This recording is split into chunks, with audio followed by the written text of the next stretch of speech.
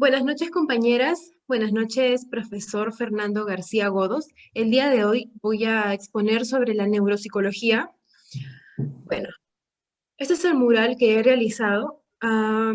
He puesto solo los puntos más importantes de lo que voy a hablar y a continuación voy a comenzar a desarrollarlos. Vamos a empezar con ¿qué es la neuropsicología? Bueno, la neuropsicología es una rama de la neurociencia que estudia las relaciones entre el cerebro y la conducta humana, tanto en los sujetos sanos como en los sujetos que han sufrido alguna lesión cerebral. Bueno, el objeto de estudio de la neuropsicología es el conocimiento de las bases neuronales de los procesos mentales complejos. Vamos a pasar al siguiente punto. Sería la pregunta, ¿cuál es el rol del neuropsicólogo? Bueno, para empezar, un neuropsicólogo es un psicólogo especializado en la evaluación y el tratamiento de las condiciones asociadas al sistema nervioso central. Entonces, un neuropsicólogo se encarga de evaluar el desarrollo cognitivo de las personas, como por ejemplo la atención, la memoria, la percepción, etcétera, ¿no? Además, el neuropsicólogo se encarga de evaluar, diagnosticar y rehabilitar.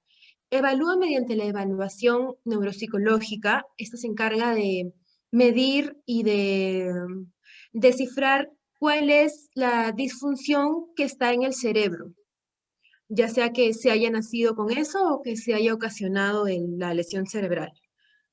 De ahí viene el diagnóstico, que una vez ya obtenido los resultados de la evaluación, el neuropsicólogo procede con los resultados, tener un diagnóstico y mide también cuál es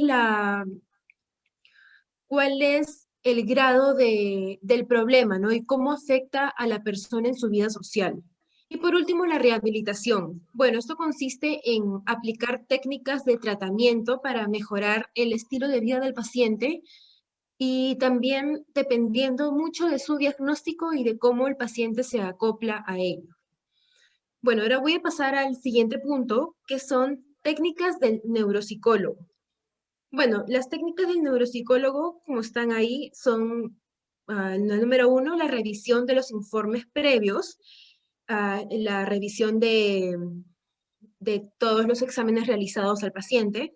Luego sigue la entrevista a familiares.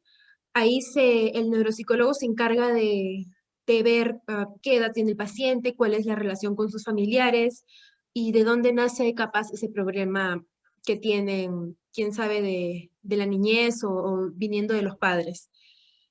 También están las técnicas de neuroimagen y la evaluación neuropsicológica, como ya lo mencioné previamente. Ahora vamos a hablar sobre la evaluación neuropsicológica. ¿En qué consiste? Como ya lo expliqué, la evaluación neuropsicológica se encarga de medir y de describir cuál es el problema que se encuentra en el cerebro del paciente, ¿no? De qué intensidad es ese daño cerebral. También contribuye, como dice acá, a la descripción de conocimientos ah, cognitivos y afectivos del sujeto. Acá también vemos el aspecto cuantitativo y cualitativo. Y por último, el diagnóstico sindrómico y etiológico del deterioro. Bueno, y por último vamos a hablar sobre los diagnósticos neuropsicológicos. Estos son cuatro. Los voy a mencionar por orden de importancia. El número uno es el diagnóstico sintomático. Este se encarga es el más importante ya que se encarga de decir qué es lo que está mal en el paciente, cuál es ese daño y en dónde se encuentra. El diagnóstico etiológico, bueno, nos indica qué pronóstico tendrá el paciente uh, en esta enfermedad ya detectada, ¿no? Cómo se va a ir deteriorando, capaz.